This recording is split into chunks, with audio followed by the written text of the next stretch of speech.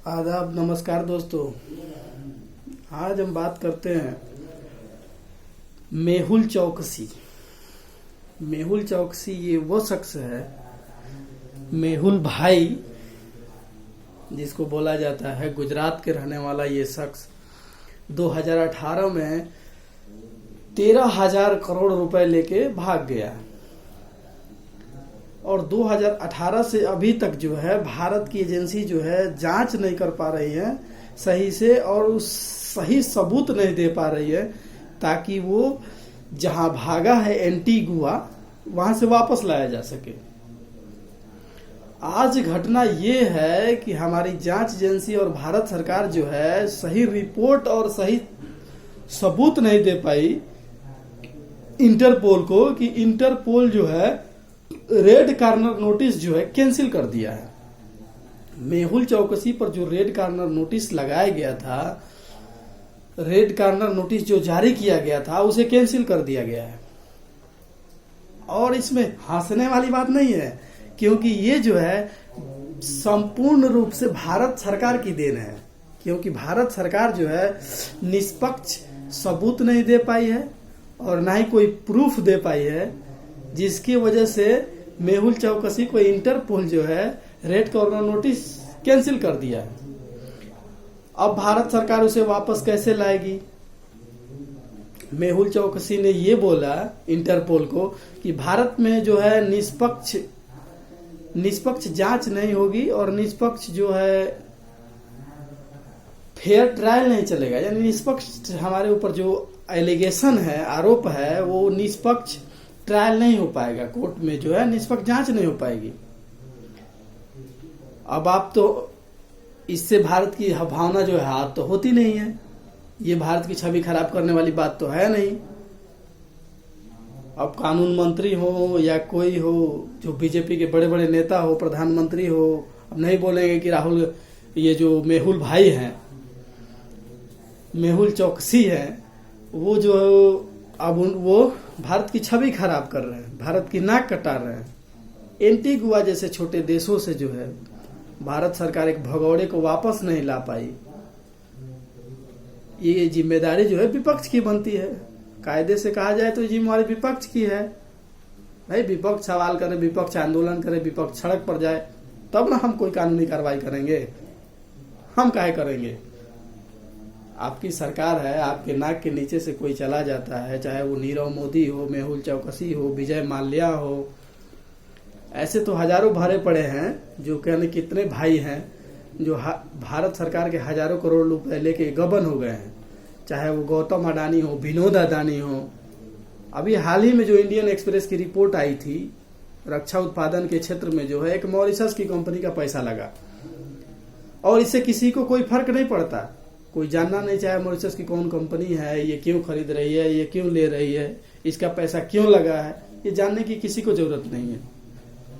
तो मेहुल चौकसी जो है आज आराम से मजे में है, उन्हें किसी बात से फर्क नहीं पड़ता है कि भारत सरकार या भारत के लोग उनके बारे में क्या सोचते हैं।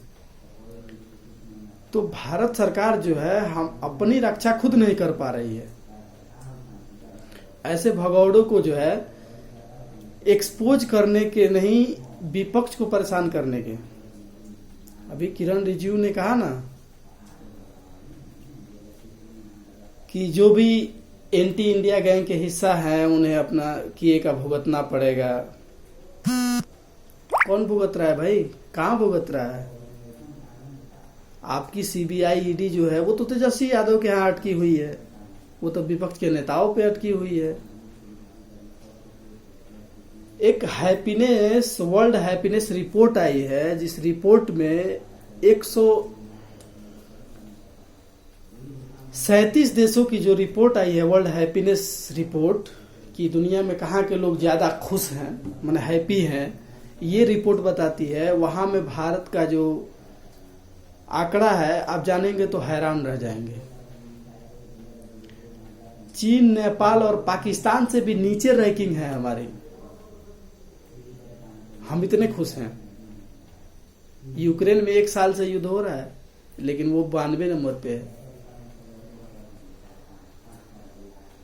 अब सोचिए कि हम कितने खुश हैं कि सबसे नीचे हैं। तो ये जो है, ये आप हर बात का जो हर बात से अपना पल्ला झाड़ ले रहे हैं, इसका जिम्मेवारी हम नहीं है, इसका विपक्ष का किया है, ये तो नेहरू का देन है, ये कांग्रेस का देन है। तो आप ऐसा कर कर के सत्ता हासिल कर सकते हैं, विकास नहीं हो सकता, डेवलपमेंट नहीं हो सकता है। अगर इतिहास को आप खंगालेंगे तो इतिहास खोदते रह जाएंगे और ये देश जो है उतना ही पीछे चला जाएगा। अभी ताजा मामला जो गौतम अडानी का है, उसमें आप जेपीसी नहीं बना पा रहे हैं, आप संसद नहीं चलने दे रहे हैं। तो बाकायदा राघव चड्ढा जो आम आदमी पार्टी के सांसद हैं, वो प्रेस कॉन्फ्रेंस करके बोल रहे हैं कि भारत सरकार जो है निष्पक्ष और सबूत के अभाव में जो है इंटरपोल को भारत सरकार जो वो सबूत नहीं दे पाई, जिससे वो रेड कॉर्नर नोटिस जो है कैंसिल कर दिया गया। चाहे वो कांग्रेस के नेता हो या विपक्ष के, सभी लोग तो यही बोल रहे हैं। तो आप किसको किसको खामोश कराएंगे? इससे अच्छा है कि आप अपना काम कीजिए। एक रिपोर्ट के हिसाब से 2014 के बाद से 95% जो केस है वो ईडी और सीबीआई जो है विपक्ष के यहाँ की है। ईडी और सीबीआई की जो जांच हुई है 95% केस विपक्ष के यहाँ हुई है, आपके यहाँ तो है ही नहीं। जो सत्ता पक्ष में बैठे हैं बीजेपी, यहाँ तो कोई जांच हो ही नहीं रही है। तो आज मेहुल चौकसी को जो छूट मिली है, अब तो आप उसे वापस लाने से रहे, क्योंकि जब इंटरपोल सबूत के साक्ष्य में जो नोटिस था वो कैंसिल कर दिया है, तो उसे भारत लाने में अब बहुत कठिनाई है। आप जनता को भले बेवकूफ़ बना सकते हैं कि अगर हमारी सरकार बनती है तो हम भगोड़े को वापस लाएंगे, ये करेंगे। अब समझने वाली बात यह है किसकी सरकार में भगे हैं, आप ही की सरकार में भगे हैं ना। तो जब आप भागने दिए तो बुलाने का क्या रीजन है? अभी तो आप कर्नाटक में बिजी हैं। जो कर्नाटक इलेक्शन हो रहा है वहां बीजेपी है जो है अपना दमखम दिखा रही है। पिछले 5 साल सरकार रहने के बावजूद अपना काम नहीं गिनवा पा रही है।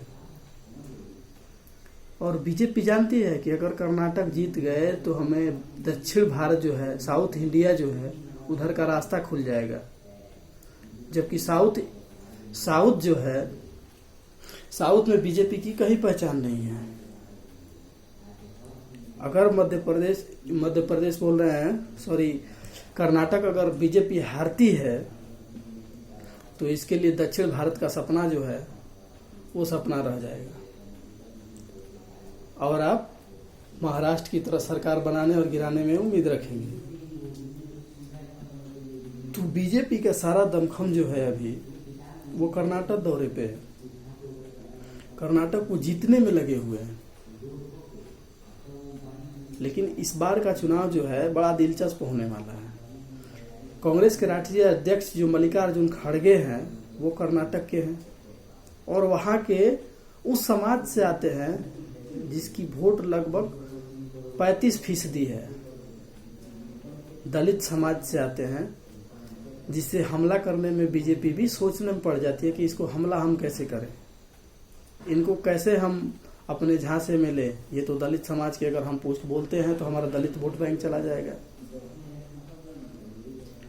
तो इस बार का कर्नाटक जो इलेक्शन है, जो सरकार राहुल गांधी की तरफ से आरोप लगाया जा रहा है कि 40% की ही सरकार रह गई है, ये सरकार जो है 40% की ही रह गई है,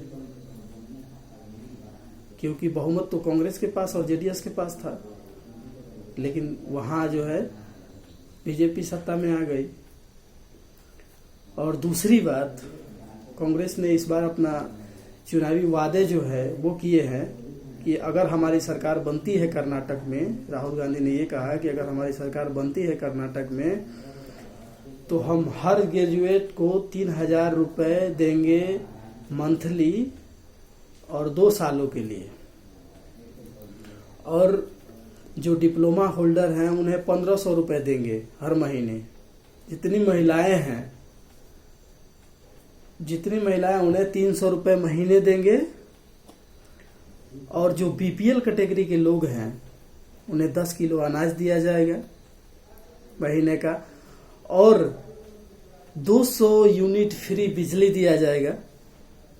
और उन्होंने कहा जो सरकारी पद खाली हैं, सरकारी पद जो खाली हैं 2.5 लाख, वो हम भरेंगे 1 साल के अंदर। और दूसरा उन्होंने वादा किया है कि जो प्राइवेट सेक्टर है उनको भी हम रफ्तार देंगे, और कम से कम साल में 2 लाख नौकरी जो है वो पैदा हो, और इस तरह से 5 साल में लगभग 10 लाख नौकरी देने का वादा किया गया है। तो देखते हैं इस बार बीजेपी अपना क्या चुनावी वादे रखती है। इसके लिए हम तो आने वाले दिनों में ही देख पाएंगे, जब लगभग दर्जनों रैली अमित शाह का है, दर्जनों रैली नरेंद्र मोदी का है, दर्जनों रैली जेपी नड्डा का है। अभी पूरी की पूरी सरकार जो है वो दिल्ली का कामकाज छोड़ के कर्नाटक में बिजी है। तो फिलहाल आप हमें दीजिए इजाज़त, मिलते हैं फिर कल एक नए वीडियो के साथ। और आप हमारे चैनल को देखते रहें, सब्सक्राइब करते रहें, लाइक करते रहें। अगर आप फेसबुक पे दे रहे हैं तो फेसबुक पेज को फॉलो करें। जय हिंद, जय भारत।